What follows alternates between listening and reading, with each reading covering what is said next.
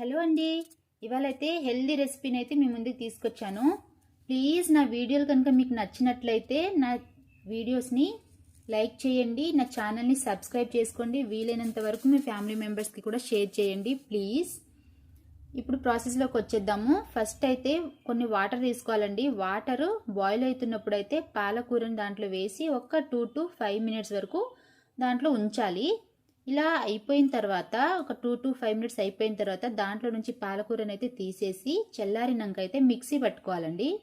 Paste లాగా mixie పట్టుకోవాలి. Mixie పట్టుకున్న తర్వాత గోధుమ పిండిలో అయితే యాడ్ చేసుకోవాలండి. ఇంకా వాటర్ ఏం యాడ్ చేయాల్సిన అవసరం లేదు, అదే సరిపోతుందండి ఆ పేస్ట్.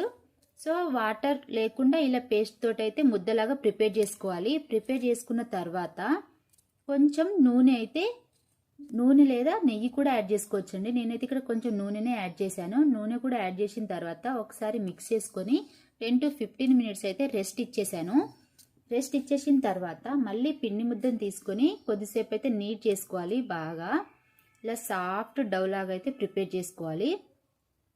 ఇలా ప్రిపేర్ చేసుకున్న తర్వాత మనకు కావాల్సిన సైజులో కట్ చేసుకోవాలండి. ఇలా కట్ చేసుకున్న తర్వాత బాల్స్ లాగా చుట్టుకొని చపాతీ మనకి ఏ సైజులో కావాలో ఆ సైజులో అయితే చపాతీలు అయితే చేసేసుకోవాలి. చపాతీలు చేసుకున్న తర్వాత నేనైతే ఇక్కడ మడత చపాతీలు అయితే చేయట్లేనండి, నార్మల్గానే చేస్తున్నాను. చాలామంది లేయర్స్ చపాతీ కూడా ఇష్టపడతారు కదా, కానీ నాకు టైం లేదని చెప్పేసి నార్మల్ చపాతీలే చేసేసానండి, లేయర్ చపాతీ కాదు. ఇలా చపాతీలు చేసిన తర్వాత అయితే ప్యాన్ బాగా హీట్ అవ్వాలండి. హీట్ అయిన తర్వాత చపాతీలు వేసుకోవాలి. చపాతీ వేసుకున్న తర్వాత ఫ్లిప్ చేసుకొని ఇలా ఫ్లిప్ చేసుకోవాలి. ఒకసారి ఫ్లిప్ చేసుకున్న తర్వాత అయితే నెయ్యి యాడ్ చేసుకోవాలి. నెయ్యి యాడ్ చేసుకున్న తర్వాత చపాతీ మొత్తానికి గ్రీజ్ చేసుకోవాలి. నెయ్యిని ఇలా గీ మొత్తాన్ని గ్రీజ్ చేసుకున్న తర్వాత ఇంకొక సైడ్ ఫ్లిప్ చేసేసుకోవాలి. ఇలా ఫ్లిప్ చేసుకున్న తర్వాత మళ్ళీ మనం నెయ్యి యాడ్ చేసుకొని ఇలా గ్రీజ్ అయితే చేసేసుకోవాలి. చేసుకున్న తర్వాత చపాతీలు మనం హాట్ బాక్స్లోకి అయితే ట్రాన్స్ఫర్ చేసేసుకోవాలి.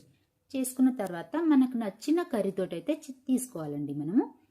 నేనైతే ఇక్కడ పప్పు చేశాను కాబట్టి పప్పుతో తిన్నాను. మా పిల్లలకైతే బెల్లంతో ఇచ్చానండి, చాలా ఇష్టంగా తిన్నారు వాళ్ళు. చాలా హెల్దీ రెసిపీ కూడా అండి, మీరు కూడా ఒకసారి ట్రై చేయండి. మీరు ఇలా బెల్లంతో ఎప్పుడైనా ట్రై చేశారా? పాలకూరతో చపాతీలు ట్రై చేశారా లేదా కామెంట్ కూడా చేసి చెప్పండి. ప్లీజ్ నా వీడియో కనుక నచ్చితే ప్లీజ్ సబ్స్క్రైబ్ చేసుకోండి.